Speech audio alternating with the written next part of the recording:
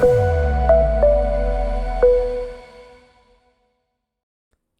everyone, in this short video I'm going to take you through what's inside the Passport Batch 2 box.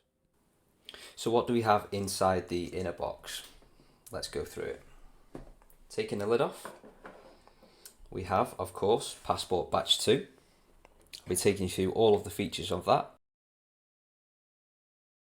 Then if we remove the plastic device holder, we'll then be greeted with a black card which is the quick link to our setup guide. So you can either grab your phone and scan the QR code, or you can go to foundationdevices.com/setup. We then have two Foundation Devices logo stickers. And then we have this little white card which contains two parts. The first one on the left is a paper backup for you to write your 24-word seed that Passport will generate upon setup. Again, I'll be taking you through exactly how to do this in a subsequent video. And then the right hand part of the card is a place where you can write your 20-digit backup code.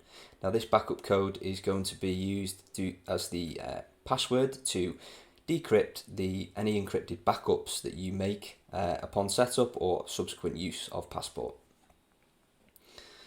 Next up, we have the industrial grade 8GB micro SD card. Again, this will be used for your micro SD backups or for partially signed Bitcoin transactions if you choose not to use the QR code functionality on Passport. Then we have the USB-C charge cable for charging the battery on Passport.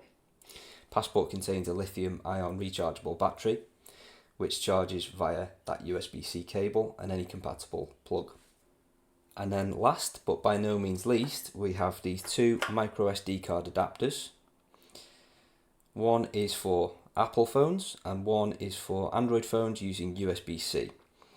Now these will be used to copy any firmware updates directly from Envoy, our mobile companion app, onto the SD card that you can then pass across to Passport to perform your firmware updates purely from your mobile phone. No computer required. Okay, next up, I'm just going to give you a quick tour of the device itself. So first and foremost, starting at the back, Passport has a white removable back cover which snaps on with some magnets.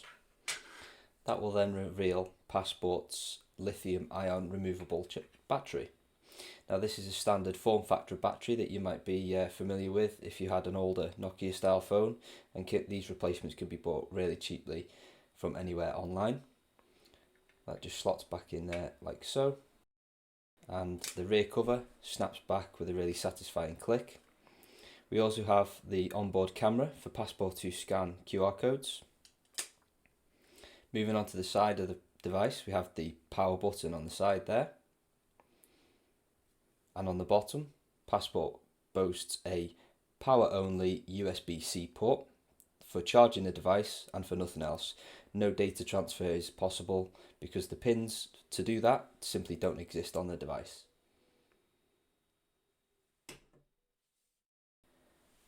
On the top of the device, we have the micro SD card slot, and as you can see, the SD card is a really snug fit so that it doesn't protrude far out of the device at all. And then moving to the front of the device, we obviously have the directional pad, up, down, left and right. We have the right button for moving forward through the menus or accepting any questions, and then we have the back or cancel button on the left there. Passport also has a T9 style keypad, and the firmware allows for predictive text input, which makes inputting those long passphrases or seed words really simple and quite fast. So that's all the basics of the Passport Batch 2. I think you'll agree it looked great, and in the next video I'll be showing you how to set it up with Envoy, our companion app.